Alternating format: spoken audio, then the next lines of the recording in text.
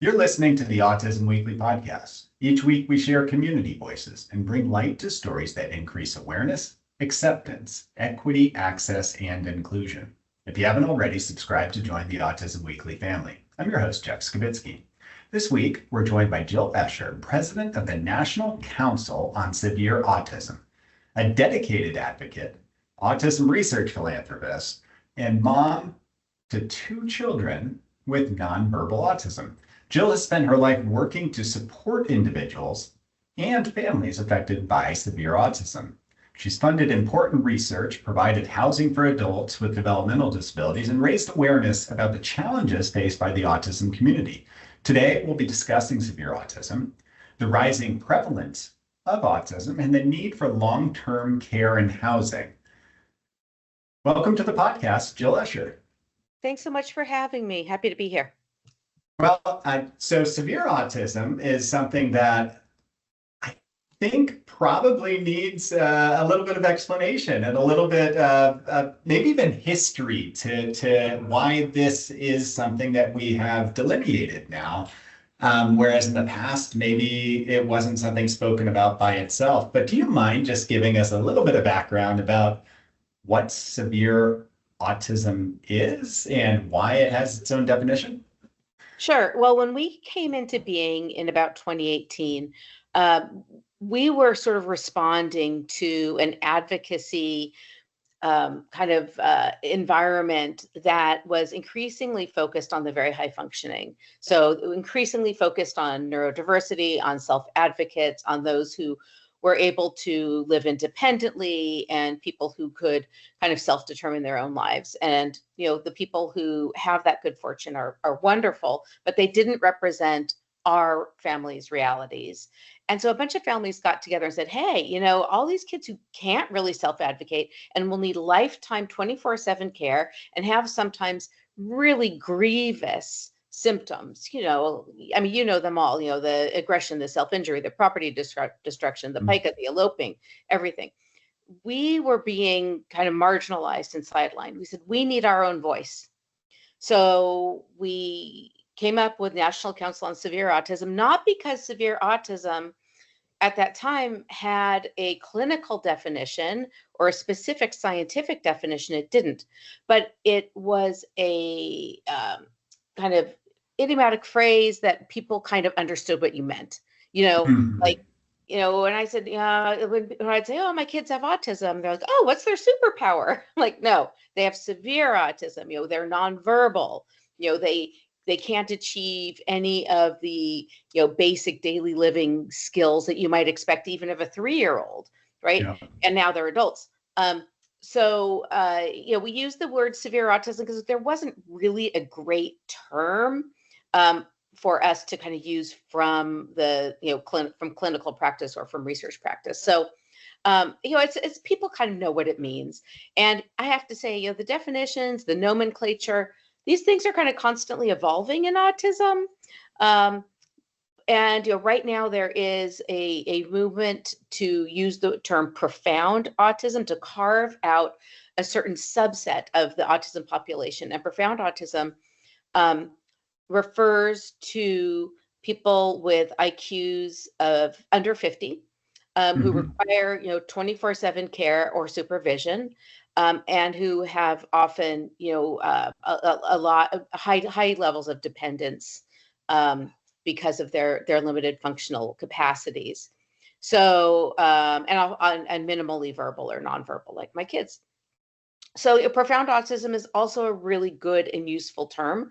Severe autism we think of as a little bit broader than that. IQ under 50, that's pretty strict.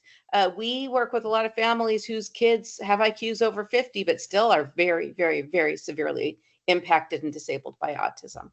So long answer to your short question. No, but I mean, it does help us to understand that it's almost like a societal definition. It's helping to be able to understand that this is a unique subset of autistic individuals that we need to be able to represent equally in all the decision making, all the resources, and even the funding that's out there.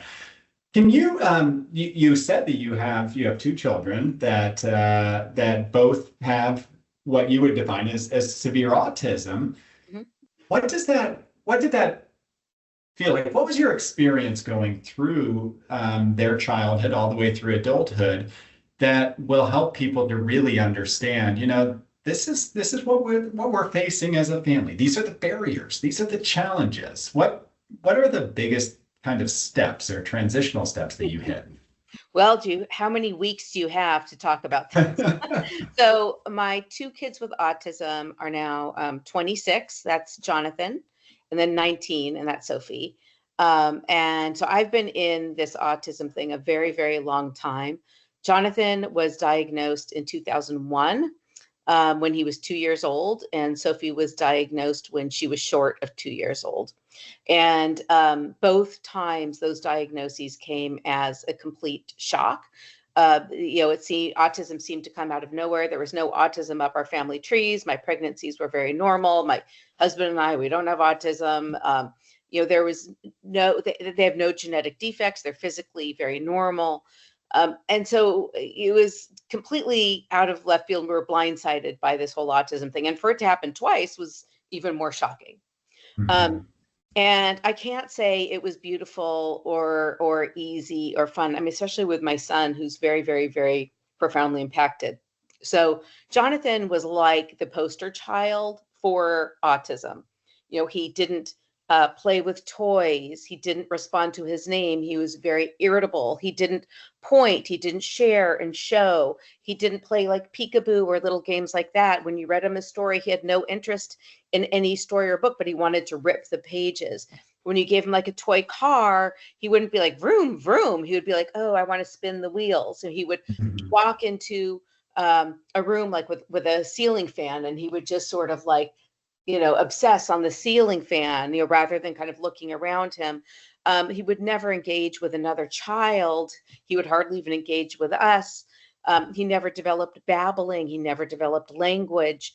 Classic. Like if you had the checklist, like he had every single thing Yep. that you could imagine. So by the time he got the diagnosis, we walk into the neurologist's office after getting a referral from the pediatrician.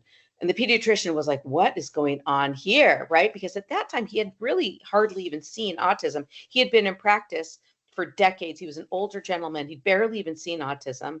Referred us to the neurologist. The neurologist basically took one look at Jonathan in the waiting room and said, oh, he has it in spades, meaning, oh, he has autism in spades. And we're like, oh, okay. But for us, like at that time, we didn't know what this was. Like this was not in our vocabulary. We had no experience with it. And he was correct. I mean, Jonathan has autism in spades, and he still does. He's 26 years old now, and he is absolutely profoundly impacted beyond belief. He is dependent 24/7 on us for everything. He has no language at all. He has no functional skills at all. He is tall, dark, and handsome, looks highly, intelligent. He doesn't have kind of the dysmorphic features. He's very strong. He's physically very robust. But, his brain obviously was very, very badly miswired during development. And that's really what autism is. Autism is miswiring of the brain during development. Sophie, on the other hand, is 17. She has profound autism, and she's nonverbal, and she has, no real functional skills above, like a preschool level, but she is delightful, right? She's like, Johnny's grumpy all the time and difficult all the time. I have a hard time taking him anywhere. Sophie, on the other hand, is kind of cheerful, you know, happy, kind of loves to do things, loves people, very social, not destructive, not aggressive, not self-injurious, and doesn't elope. The one thing she does do that's really kind of still very, very distressing is she has pica, and pica, as I think a lot of your listeners know, is the ingestion of inedible objects. And she is sort of compulsively putting things in her mouth and often swallowing them. She's ended up in the hospital a couple of times. She had to have surgery, full surgery once, to have removal of like a toy ball that she had eaten. She had another endoscopic procedure to remove an inedible object she had eaten. And yeah, so that's kind of, but that's a mini nightmare compared to, you know, what's going on with Johnny. So it's Yeah. been a long, long, long journey. And the journey really is still just beginning, because the biggest and hardest part of the journey is going to be the adulthood as the parents like me age and pass away. And so this is as difficult as it has been. And believe me, it's been pretty horrific at times. It's nothing compared to what's coming up. Absolutely. And I think a lot of families share that same experience, is that everything's individual in who your child is. And, you know, you're going to have, everybody's unique in the challenges, the barriers, the areas that are going to create more difficulty. But the commonality is oftentimes with severe autism is that you're needing higher levels of support. You're needing more resources available to you, and you need to have a plan through adulthood, oftentimes, in order to be able to protect kind of your child's safety and your adult safety. So Oh, it's so hard. It's so overwhelming. It's so complex. It's so expensive. You know, this is really what keeps parents up at night, you know, not really knowing how they can plan for the future, given, you know, how complicated and expensive it is. And also with this sort of, shall we say, maybe bleak um, policy environment that we're in as well. absolutely. And I think oftentimes we get stuck on, you know, the immediate dollars, which are keeping us from the resources that maybe we should be putting in right now to save in the long term. And you mentioned some of the medical components, whether that was your daughter having to have the scope and to be able to kind of remove items that she ingested. You have families that have had severe injury or self-injury where it's to the point where, you know, they're hospitalized as well and they are returning and readmitted. And these create a lot of costs and a lot of stress on the Our family. kids are so expensive. Our Hmm. kids are astronomically expensive. I mean, compared to like a typically developing kid. There's no doubt about it. And for many, many, many reasons. I mean, it's, as you said, it's the medical care, but it's also like the service providers, it's the Hmm. programs, it's the levels of supervision, um, it's property destruction, it's all of that. And it's very, very, very financially stressful on autism families, severe autism families. And the financial stress probably creates emotional stress and social emotional stress within the No, family as well. Do you hear that from a lot of the families oh, that you speak with, as far as, you know, the disruption that causes, not because your children aren't wonderful people and not because you don't love them with every beating heartbeat that they have, that's but right. because there's added stressors that are put onto you that, as parents, as caregivers, just are beyond the capacity at certain points for you to take on. Do you hear that from families? All the time. Of course, of course. I mean, autism is backbreaking. Or it can be. I mean, again, the autism, I'm talking about really a more obviously severe form of autism. It can be really, I want to say, a nightmare for families. Now, again, as you said, it doesn't mean we don't love our children. I mean, I absolutely love my children. And, you know, my daughter is my closest friend in the whole world. We do everything together, everything. I mean, people say we're joined at the hip. I mean, I can't even imagine life without her. She is the most precious thing in the world. But not for 1 second would I wish this disability on her. Do I wish I had a magic wand to get rid of this disability? Oh my God, yes. If someone said, Jill, here's a pill, you can give it to Sophie and it could, you know, cure her autism. Obviously, it's never going to happen. I can't believe people would even hesitate. My Mhm. daughter can't talk. She can't clothe herself. She can't do anything, like she has no independent living skills, right? She's completely dependent on other people. It's just it's such a nightmare for families. The costs as I said, can be astronomical, and some states offer very, very little in terms of support. I'm in California, where we are fortunate to have a more robust service system, mostly funded by Medicaid dollars, but there's also other forms of support as well. Um, But, I talk to families, especially in other states, that get almost nothing. And sometimes the parents are completely isolated. They're trapped at home with a kid who's kicking in the drywall, who's climbing over the fence, who's breaking the windows, who is, sometimes kicking and scratching their siblings, and they can barely get any help. Either Mhm. medical help, right, crisis care help, or direct service provider help. And sometimes there's no schools available. It depends on where they are. Sometimes there's no school programs actually available to them. And when they get older, obviously they age out and they fall off the cliff. And then the adult services program kicks in, and then you see, oh my God, there's really nothing. Yeah. Everyone knows that, falling off the cliff saga. So yes, it's really bad. And part of the reason NCSA exists is to bring this reality to the public, bring this reality to policymakers, bring this reality to other people in the disability sphere who may be prone to using euphemistic language, or only focusing on the success stories, only focusing on the people who can engage in competitive employment, or only focus on the people who can self-advocate, right? Which we see a lot in the disability rights sphere. It's our job to make sure our voiceless, loved ones have a voice through Yeah. us. Otherwise, they're Definitely. invisible. And I think that you hit on something, and it's something that every time I speak with a family who has a child, or a young adult that's still their child, is that they've hit on the definition of success, the definition of what's independence, the definition of what is going to make my child's life better. It's so different. And I mean, and maybe that is kind of the picture that you can help paint for us, is that when I'm thinking about, what all parents want for their children, they want them to be independent.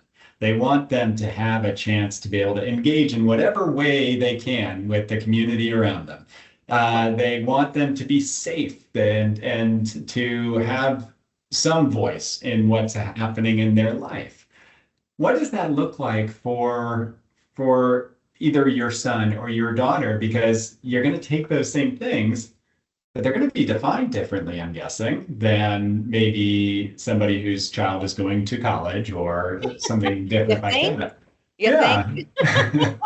Just a little different. Yeah. Mhm. I mean, for us, I think the thing I hear the most is everyone wants their kids to be happy and safe, free from abuse. They want them to reach their potential. Mhm. They want to eliminate the, stressful, dangerous, and damaging behaviors.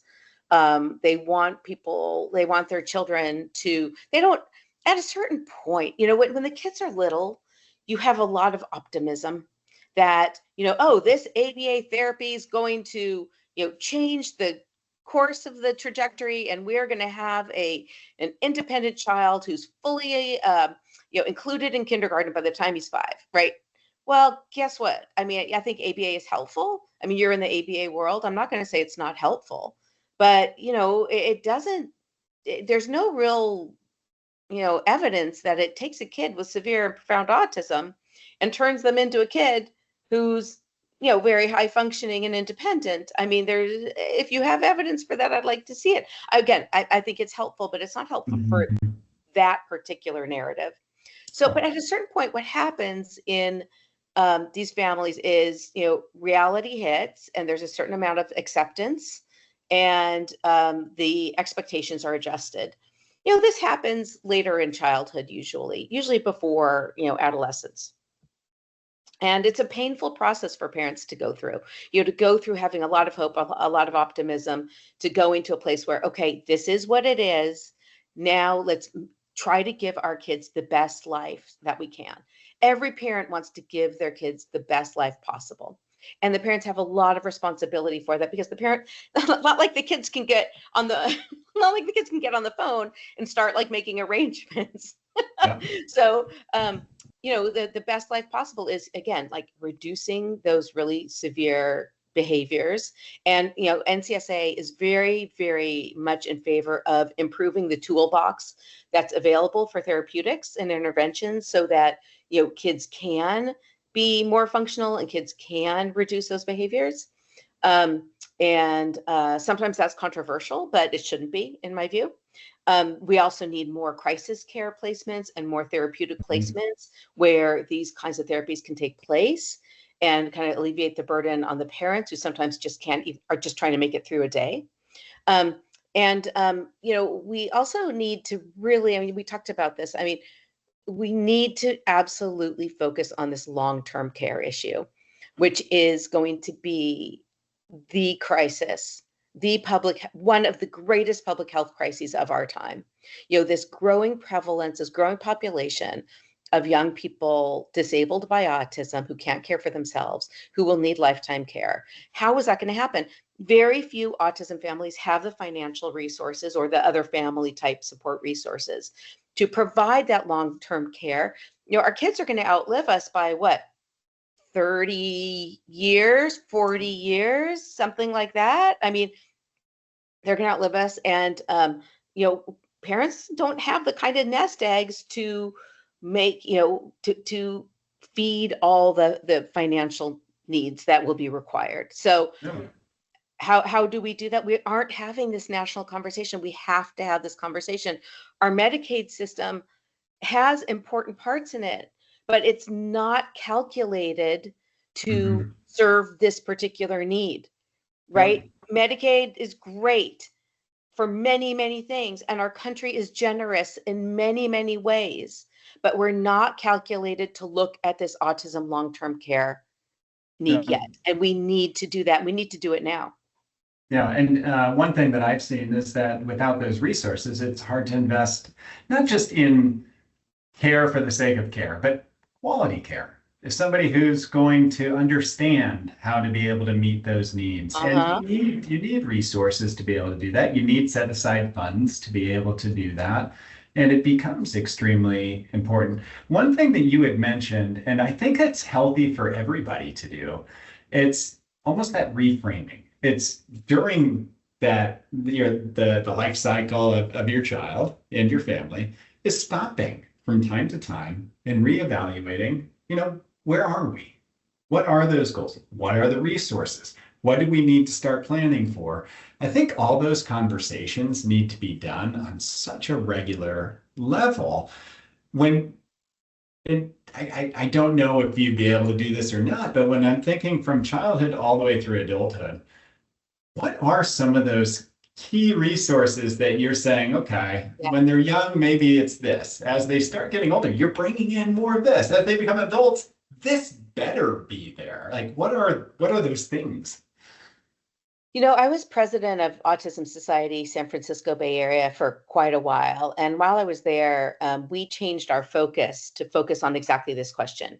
How can we empower parents and families to better prepare for the future? We created a whole conference with Stanford University around this question and a lot of resources around this question. It's not easy, as I said, because the financial shortfall is going to be huge. Nevertheless, there are certain planning steps that people can do. And the most obvious example is maximizing your public benefits, which again is a state to state issue. Some states are very generous with benefits and some states are not. Those are kind of, when I'm talking about benefits, I'm talking mostly about Medicaid benefits. There are other benefits available, such as SSI and SSDI, the federal program that's not state-based for the most part, although there's supplements from states. And maximizing that is really important. These families need every penny they could get. So get everything you can onto your spreadsheet, right? Sometimes there are HUD benefits, meaning housing, housing urban development. Sometimes there are housing subsidies, that people can avail themselves of. I'm a landlord for adults with developmental disabilities, and my disabled tenants have what's called Section 8 vouchers. And those are federal housing subsidies in the form of monthly rent payments. There are lots of other things, food subsidies. There are all kinds of kind of local and state-based programs as well. And then those are sort of the public benefit sphere. And then from the private planning sphere, probably the most important thing people can do is create a special needs trust, and also what's called like a letter of intent. There are different names for it, but like a letter of intent or to sort of a letter of instruction, which is where you sort of explain, like, this is my child, this is what my child needs on a daily basis, this is what my child needs on a monthly basis, here's an overview of like the important things to do, important people. I mean, whatever, you can kind of picture what that outline might look like. The special needs trust is basically a financial instrument that you can use either during the child's lifetime or after the parents die, to help fund or supplement the services for that child. Mm-hmm. Not everybody has, the financial wherewithal to do that, but if you do, it's often a very prudent thing to do. There's also something called the ABLE account. You know about ABLE accounts. Mm-hmm. ABLE accounts exist, I think, in all the states now, but you can use almost any state's ABLE program. I use the Cal ABLE program. I'm in California for my children, where you can put, it's like a 529 plan. It's like a tax favorable, mechanism where you can invest a certain amount of money each year and it will grow tax-free. And then you can use that money to spend on almost anything for your child, mm-hmm. anything disability related, which with our kids is anything. So those are some examples of things like that we share with our folks here in the Bay Area, and that people really should know about and should avail themselves of. But really, the biggest money is the Medicaid money. That is the big kahuna. The other things are important and they're very helpful, but the Medicaid money is what really sustains, for the most part, our children who need lifespan care. The sad part is that you don't have somebody holding your hand through all these processes, showing you and giving you all these resources and helping you to make sure you're knowledgeable about it all. Yeah, we always say, like, we need the concierge. We need the autism concierge. But it doesn't, right? I mean, I don't believe that it exists quite yet. How do families even understand? Because even if the resources are there, they're not going tapped. I mean, it's a lot of families do not know how to access it. They don't know how to navigate the system. They don't even know where to turn to first. And finding that roadmap seems critical. It's like getting a PhD. It's like I call it getting the autism PhD. Like, you have the kid and you think, oh, okay, the kid's going to be in Little League and the kid's going to go to the kid's going to go to school and the kid's going to be in the theater or whatever. I mean, you just have whatever dreams. And then it's like, it's all wiped out and it's replaced by, oh my God, you got to get a PhD in autism to figure out how to navigate this. Yeah. It's really very, very, very complex and it's difficult. And I have the advantage of being I'm a former attorney, so I have like a little bit of background knowledge, and it's still, even for me, it was very hard. Even managing the IEP process, I didn't even talk about that, because even that is really, really hard for parents.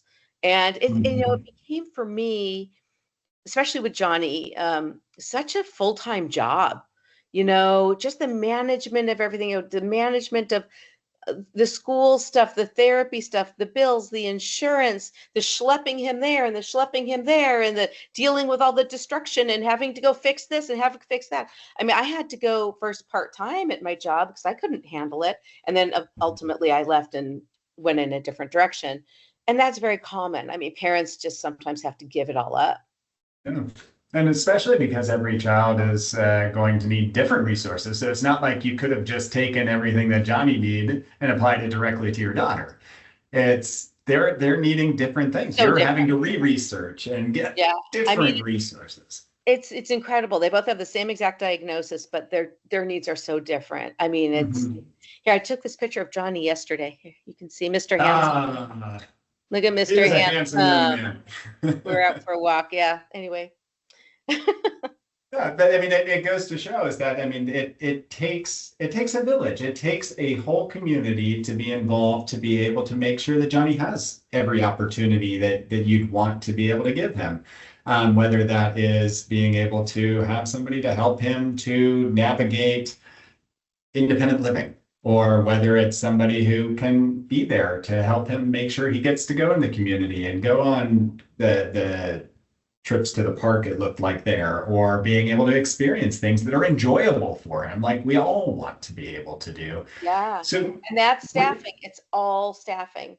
it Right. I is, mean, and it's obviously, me too. My husband and I, obviously, we take him out every day. So we're a big part of his life. He doesn't live with us anymore because it became far too volatile and dangerous to keep him at home, unfortunately. I always thought, oh, Johnny will live with me forever. It never even occurred to me that he would ever leave. But, after too many, bruises and broken this and broken that and some terrible things, it was time for him to go. So he now lives near us. He lives in his own home with staff. Staffing is the number one question, right? I yeah. mean, there's a brick and mortar question too. That's very important, but the staffing is the most important thing for our kids long term. And I would No, imagine Johnny does during, not interact with a single person aside from his family who's not paid. Okay, so please understand yeah. that, right? Johnny has no friends. He has no one who comes over who wants to hang with him. He has Mhm. no kind of natural supports in the community apart from us. Yeah. Every single person who interacts with Johnny is paid. And this is very, very common in severe autism. It's not like, oh yeah, Johnny he'll go out in the world and he'll find his place. I'm like, are you kidding? Yeah. But those are probably extremely passionate people. They have a lot of compassion in them, and they work really hard. Like you said, it's hard. It was hard for you all as a family to be able to meet every one of Johnny's needs. For these folks that are direct care workforce staff, doing probably one of the hardest jobs that there is out Sure. there. I'm telling you, they are absolute heroes. Heroes. And I know I'm so blessed, by each one of them. Now, I do want to say we have had some very questionable staff in the past. They're not all created equal. Some may or may not be drug dealers, and some may or may not be doing unethical things. But right now, we're very fortunate. And as we know, there's a severe shortage of Yeah. people who want to do this kind of work, which can be very, very, as you said, very, very grueling and undercompensated.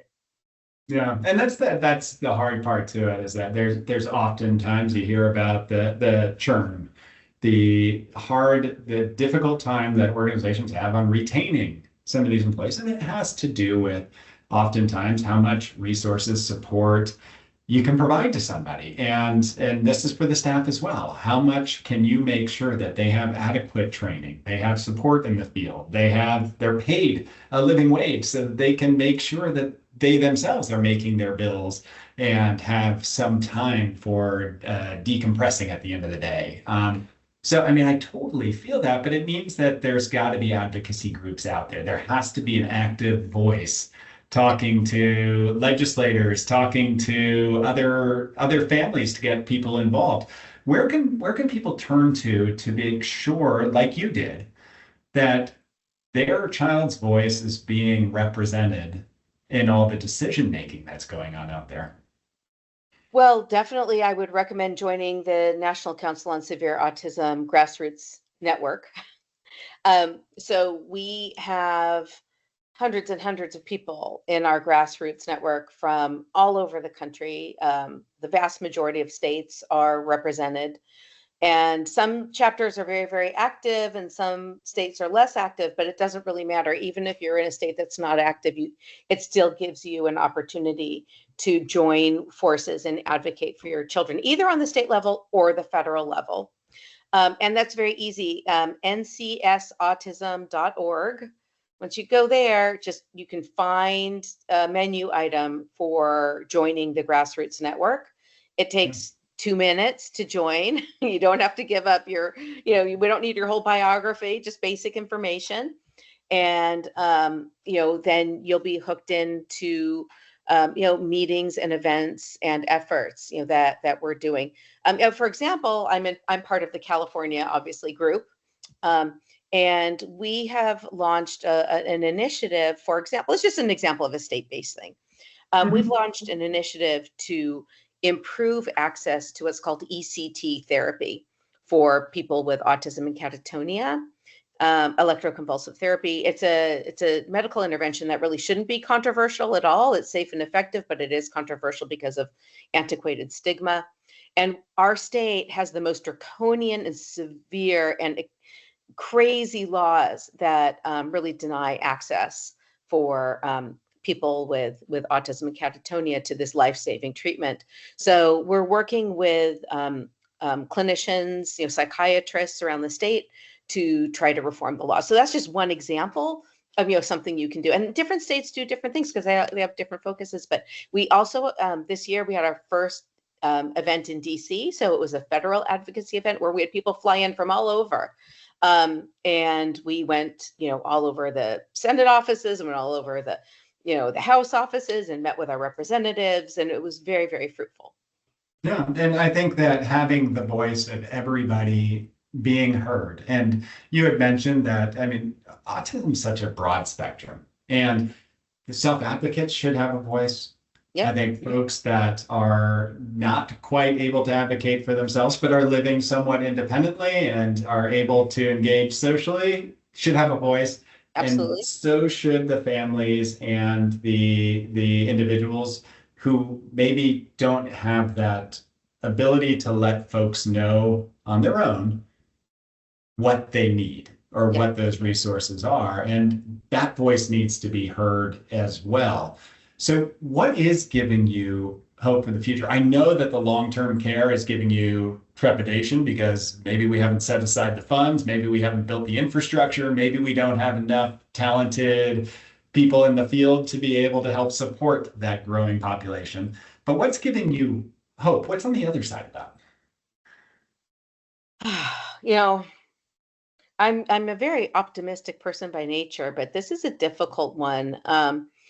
Things are pretty bleak. I'm going to be honest. We have this weird administration right now where we have a Secretary of HHS, Robert F. Kennedy Jr., who professes to be very, very, very committed to the question of what's causing autism and how can we help people with autism. Well, it remains to be seen whether or not his HHS can actually make progress on either of those fronts, either the causation, front or the treatment/care front. Right now, I'm not sure that things are going in the right direction, but there is a professed interest. In fact, the President of the United States, Donald Trump, has said nothing is more important to me than figuring out what's causing, the increase in autism, something that I would certainly agree is an epidemic. So, I have a little bit of optimism just because of their words, but on the other hand, I'm not often crazy about their narrative and their view of causation, and I won't get into all that detail. But the numbers are very clear. We have an exponential increase in autism, and that exponential increase includes an exponential increase in severe autism.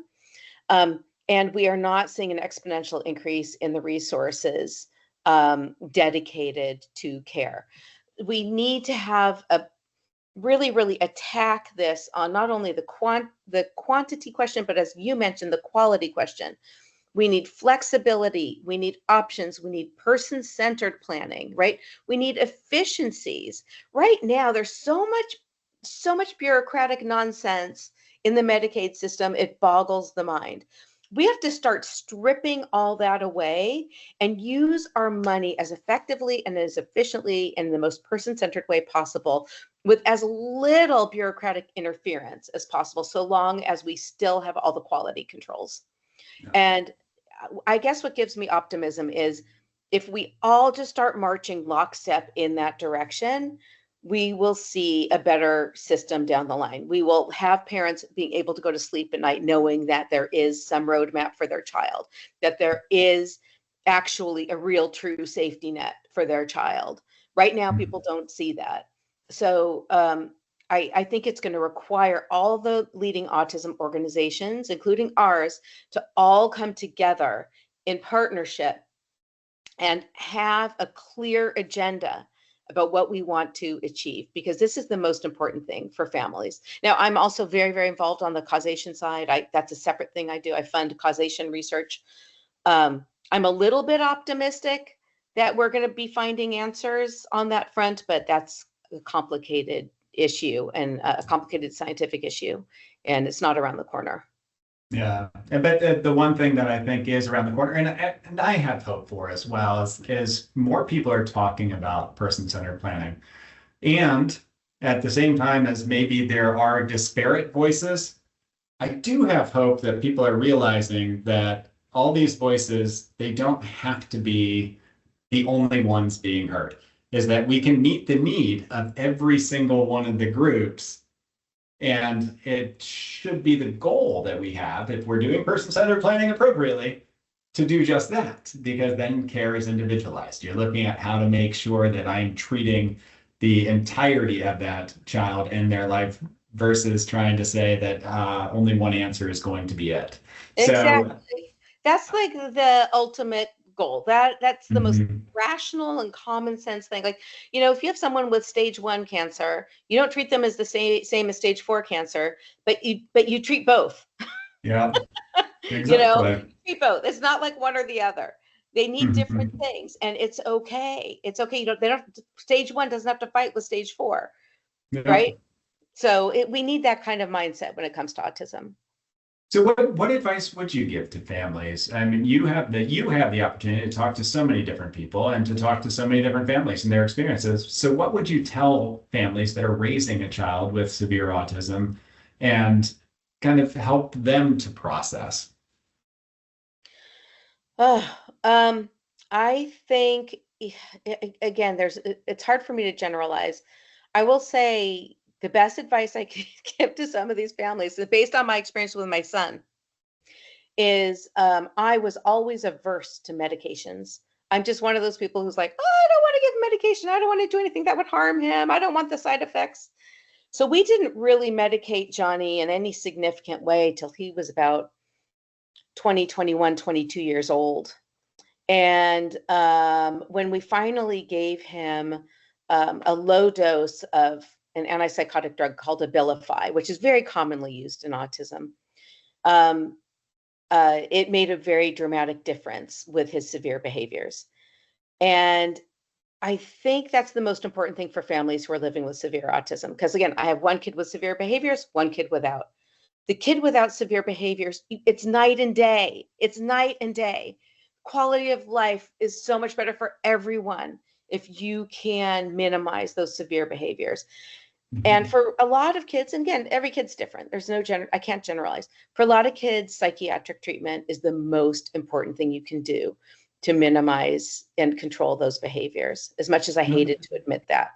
So, I mean, that's one piece of advice, is go to a good psychiatrist. There are always wait lists now, and explore the options for your child. If your child is self-injurious, if he's aggressive, if he's destroying property, if he's eloping, if he's screaming all day, whatever it is, engaging in repetitive behaviors that are so kind of impairing, if he's so absolutely so rigid, like you can't get anything done throughout the day, which I've seen before, look at your psychiatric option. Don't wait as long as I did. That was a mistake.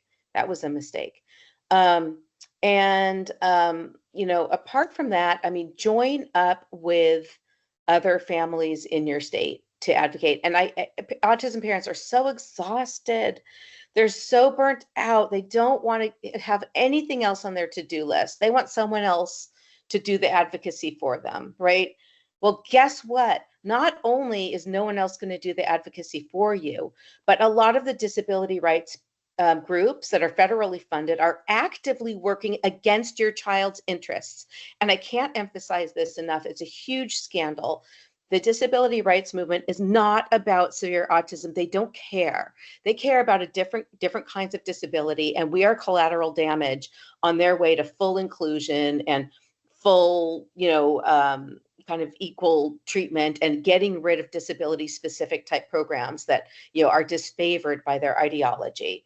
So that's the sad truth. The sad truth is you have to be loud and you have to tell your story. You have to get to know your representatives. You have to fight for your child and for the community, because no one else is doing it for you.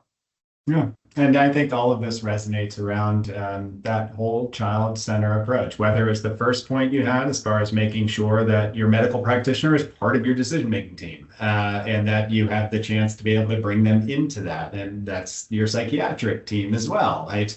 It's keeping that in the loop all the way to the fact that every single person deserves the ability to be able to get the treatment and the setting that is appropriate to them and how they're going to develop. And it's making sure that that's put into it. It's whole child doesn't mean I strip everything away and it's sink or swim.